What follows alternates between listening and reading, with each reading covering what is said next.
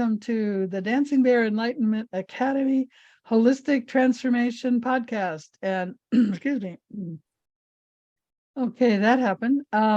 Today, our special guest is Patti Stueland. She is a coach and will talk to us about living your best dash. Okay, sorry.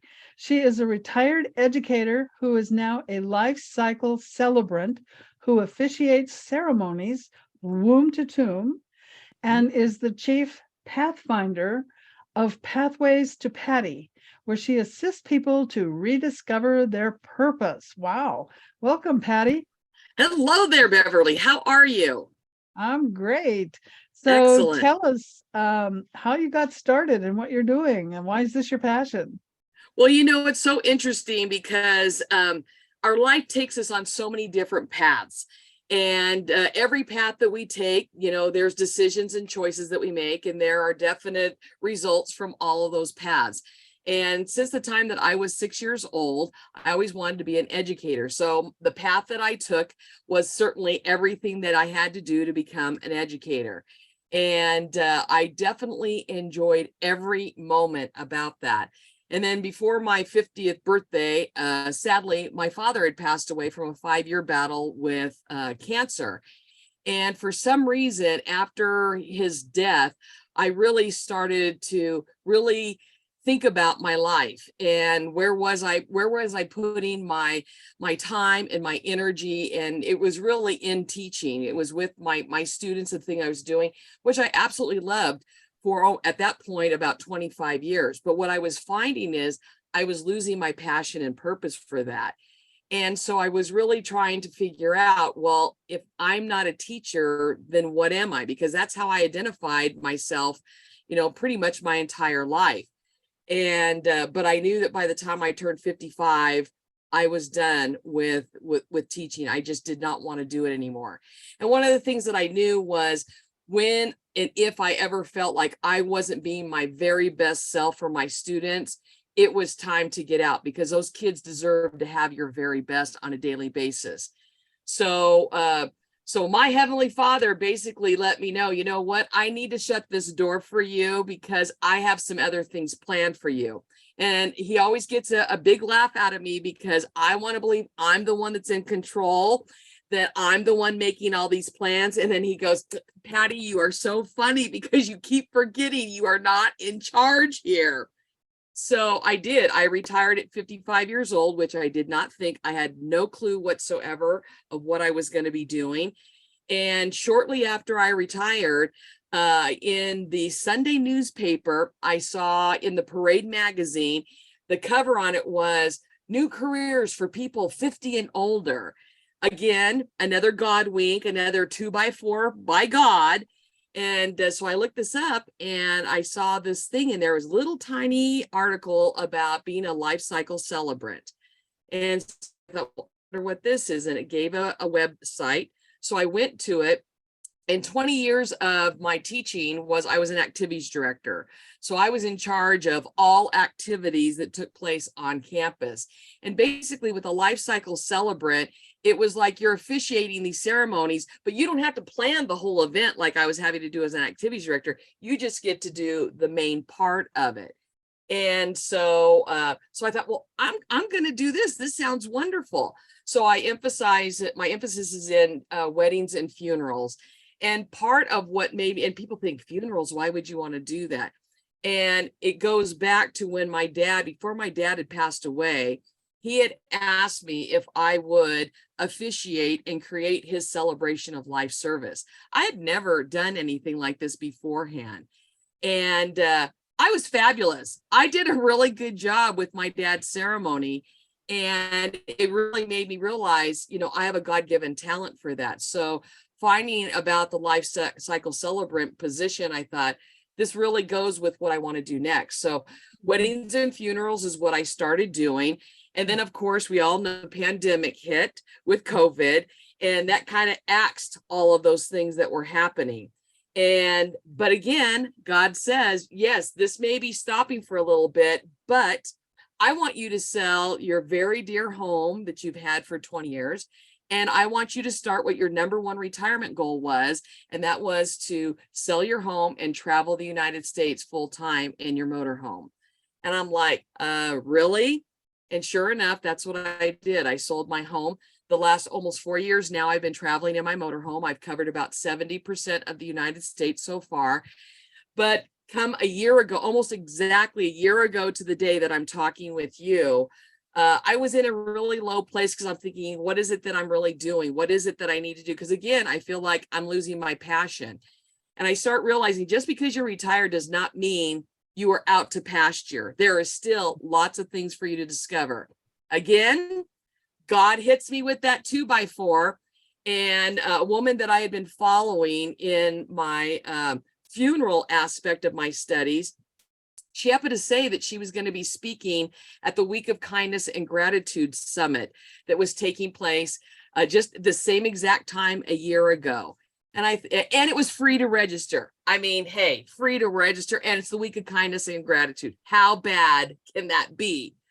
So I did. I registered for it. I signed up for a couple different things, and lo and behold, the night before the summit was going to start, I ended up coming down with strep throat.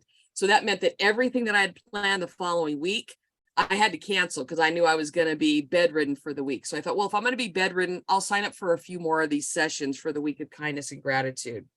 One of the sessions I signed up for was how to become a public speaker. And that was a secret passion of mine. All the years that I was teaching, you are basically a public speaker, but not on the big stage. And that was something I always thought that would be really awesome to do, is to be a motivational, inspirational speaker. So I thought, well, I'll key into this. And the woman's name is Tony Kaufman that was presenting it. And it was just like everything that Tony was talking about in this session, she's talking to me. It's like, do you see me? I mean, you're talking to me here. How awesome is that? So then she talked about, if you're interested, I'm looking to work with, in 2022, I'm looking to work with 10 women specifically over the age of 50. Like, okay, all right. But then she says you set up for a Zoom. I'd never Zoomed before. That had never happened. So I thought, well, God's telling me you need to do this. So through her helping me get through the Zoom and learning how to do it, the next thing I knew, I signed up for her Standout Stars Next Level course.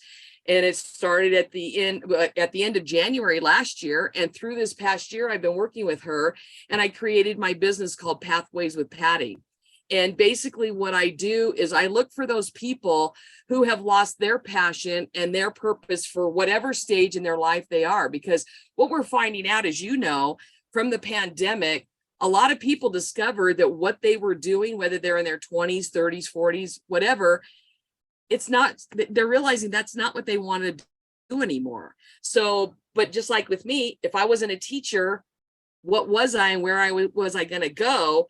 People have found themselves during the pandemic in the same situation. So since I've been there, done that, and I've rediscovered so many great things, and now I've been speaking on stages. I offer an online course called Pathway of Hope, A New Beginning, that I offer people to rediscover what is their passion and purpose. What is it that they want to do with their next season of life? And through that, just helping them discover what that is, just like I'm discovering daily what those new paths are for me to go on. Because as I said before, just because you retire, and even if you're not retired, does not mean that when one path ends, there's not another one getting ready to start. Yeah, we just can't see it in advance. Exactly. We'd love to, but that just doesn't work, does it? I had no idea 2020 was coming, and yeah, it totally changed my direction, my path, and everything. Yeah. Yes. I think a lot of people can relate to that story. Wow. And so you said living your best dash. Why the word dash? That's an interesting word. One of the things that I was very privileged when I was doing my teaching is I learned about a program sponsored by the California Highway Patrol that was called Every 15 Minutes. And the reason for that program was because in the state of California, every 15 minutes, someone died from a drunk or distracted driving related incident. And so it was a program Wow. that you could create with your leadership students to bring to your school, to basically with your juniors and seniors, to present this program before they would start having, you know, prom and grad nights and graduation ceremonies, and keep them from doing drunk driving. Well, through us putting on this 2-day event, and you've got kids portraying that they've been in this accident and some have died, and you actually have a funeral service in your gym. I created from this, because one of the things that we were having the kids do that died in this accident that we were recreating is the kids would have to create a tombstone, and they would have to write their date of birth and then the date that they died, which was that day because they were in the accident. And from that, I found it was really a profound awakening for these kids, because of course kids are thinking, I'm going to live forever. You know, I mean, like in a video game, when you die, you just hit the reset button and you come back to life. And from that, I created a lesson plan that I called the Dash. And it was about teaching kids that when you go to a cemetery and you see someone's headstone, you will see that birth date, you see the dash, and then you see when they pass away. That dash represents everything that that person did during their time here on earth. And so my lesson for them was, you want to make the very most out of that dash that you possibly can, because there are no guarantees in life. There's no guarantees that we're going to make it to a ripe old age. Some of us will leave sooner than others, but no matter how much time that you have, are you making the most out of your dash? Because a lot of times you'll hear people say, oh, I'm living my best life. That's terrific. But I like to take it one step further, and I like to ask people, are you living your best dash? Because when people look at that dash mark on your headstone, how are they remembering you? Is it one where, oh my gosh, they had so many regrets. They had so many, I should have done this, or I should have done that. Or maybe they didn't nurture relationships as maybe what they needed to. And here they're on their deathbed. There's a lot of people that you hear, that's what they think about. Oh, why didn't I do this? Or why didn't I do that? So instead, getting to the end of your life and having those types of thoughts, why not think, you know what? I need to make the most of every moment that I have available to me now. I need to take advantage of those opportunities that I have, because I want to leave a legacy that is one that people know that when they come and see my headstone, they're going to think, wow, Patti, she did all that teaching. And then after that, just because she retired, she didn't stop. She became a Life-Cycle Celebrant. She started her own business, Pathways with Patti. She was a motivational, inspirational speaker. And she was a living example of what we should all be doing. As if you have so many blessings, instead of just, counting your blessings, make those blessings count. My retirement motto has been, life's an adventure, enjoy the journey. And that's exactly what I am doing on a daily basis. So with my course, with my motivational speaking and my message of living your best dash, that's what I want people to see, that just because you come to the end of one path does not mean you cannot be redirected to do something completely different. And you may find, wow, this path is even better than what the last path was all about. But, just getting to the end of your life and knowing, I think it's the one public song is, I did it all. That's the way that it should be. You know what? I did everything I could with every moment that I had available to me. And I mean, I realize that there are some days it's tough to get out of bed. And some days just getting out of bed, you've won the race right there, because you got out of bed. That may be all that you did that day, but just getting out of bed, you're a winner. And that's how I see that. So that's my message about, living your best dash. And that's why I created my online course of Pathway of Hope, A New Beginning, because I want people to see that it is never too late to change your legacy or to change how you wish to remember.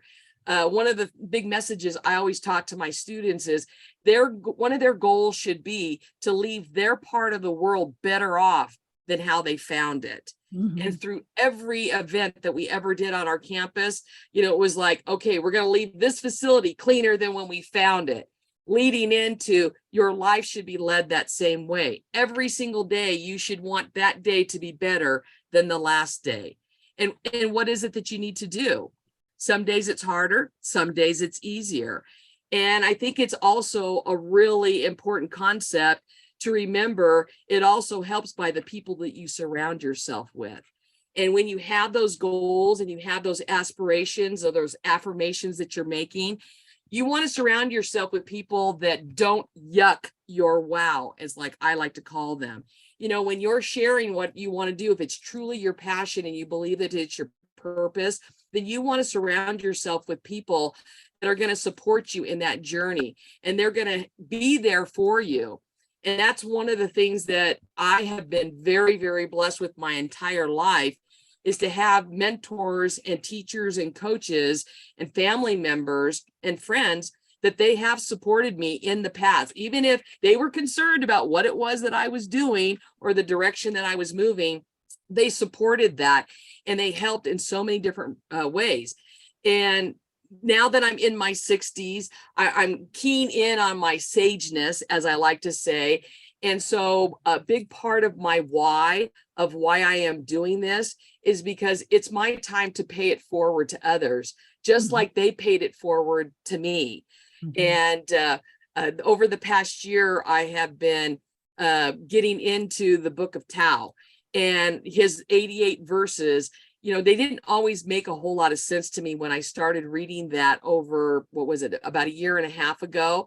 But it's interesting because as we enter each different phase or stage of our life, it's like all of a sudden his certain verses, they just pop out. It's like, I get that now. I totally understand what he was trying to get, those light bulb, mind-blowing moments.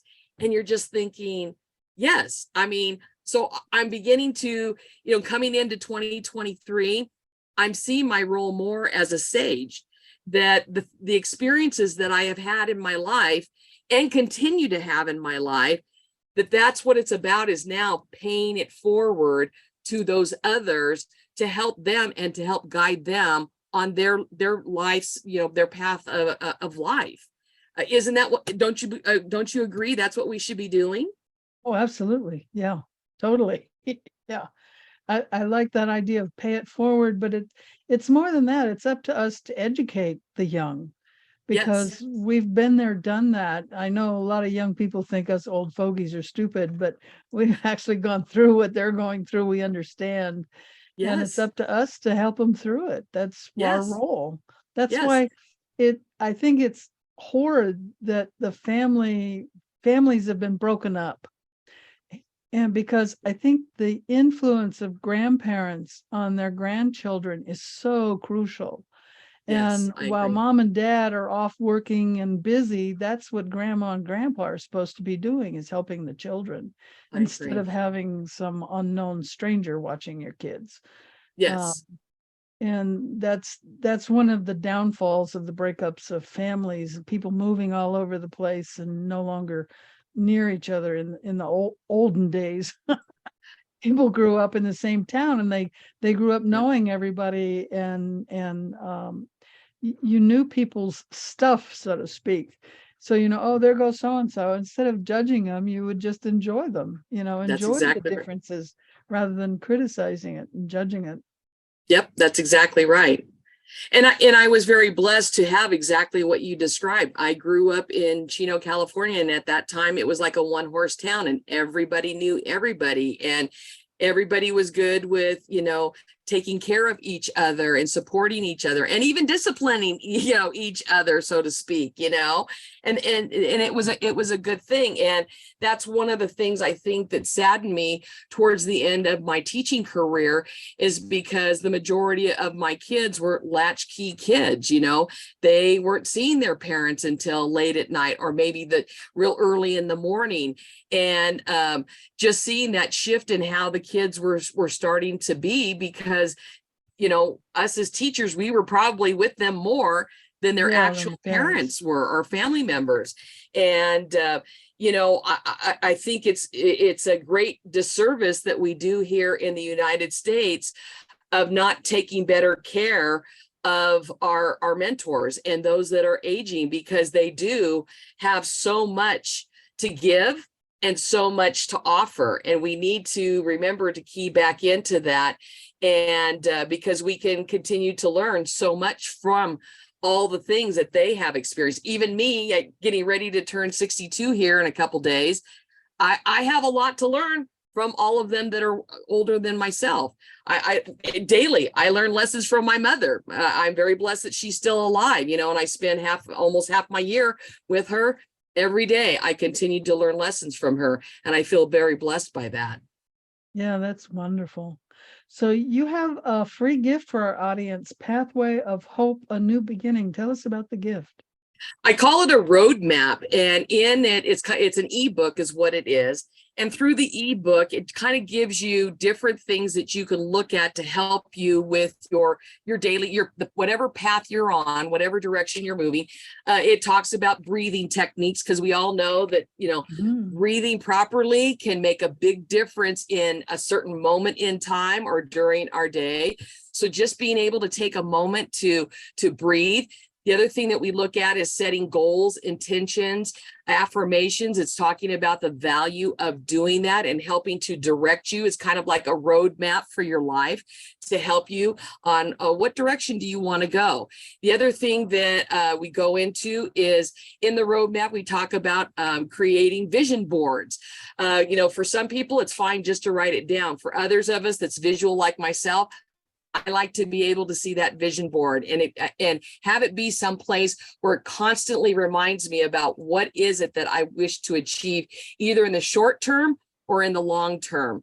Another area that I like to cover is about stress relievers and mindfulness, because as much as people want to believe, I need to figure out a way to get rid of the stress in my life, that's impossible. And that doesn't mean to sound negative. What it means is there's always going to be stress in our life. It's about how we deal with it and how we learn to manage the stress that comes into our life. Because as we also know, there are stresses that are positive stresses, but giving you some mindfulness techniques to be able to know that when those stressful moments come forward in your life, which they're going to do, what is it that you can do to make it not as stressful as maybe you've been working with it before?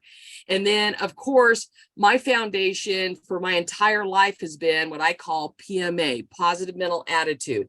It doesn't mean that you're always seeing everything out of rose-colored glasses.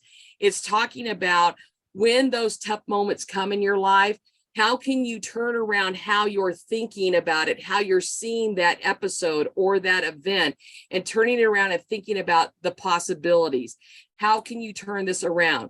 An example that I like to give, many years ago, I was in my RV. I was traveling up into the Sierras to meet my family to go camping. And through a series of events that happened, I think God was trying to tell me, maybe you shouldn't go camping in the Sierras, but I was like, I'm going to get up there. I want to be with my family. And through the course of these events, my motorhome caught on fire. And within 30 minutes, I watched it, and everything that I had in that moment of time burned completely down to the ground. And as devastating as that was, the thing was, with my positive mental attitude, I looked at the fact that, yes, I lost everything that I had in that moment, but I still had a home several hours away that I could go back to. But on top of that, no one was injured. I had 3 people with me. No one was injured and no one died.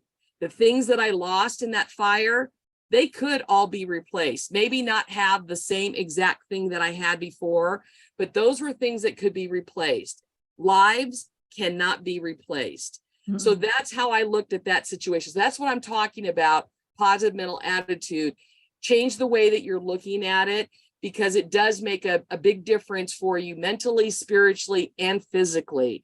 Because we all know that these stresses, the things that we put on our bodies, illness, a lot of illness comes from all of that. So learning how we can deal with that and work with that, that's what my free gift of my ebook of my roadmap, what it deals with in a nutshell. Nice. Well, for those of us, you on YouTube, the link will be down below. For the audio folks, it's the link is Pathways with Patti, PATTI.org.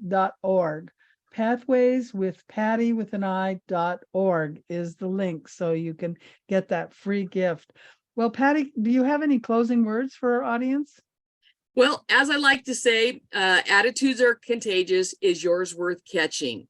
And I like to make sure that every single day when I go out, I want to have an attitude that is worth catching. And on top of that, as I mentioned a few moments before, my retirement motto has been life is an adventure, enjoy the journey. And I am more than happy to work with anyone that is wanting to have that adventure, but more importantly is to enjoy the adventure, enjoy the journey, because we want to make the very most out of living our best dash every single day. Wonderful. Well, thank you so much for being our guest today. We Thank really you. enjoyed talking to you. It's awesome. And everyone, thank you for joining us. And remember to be the light you want to see in the world.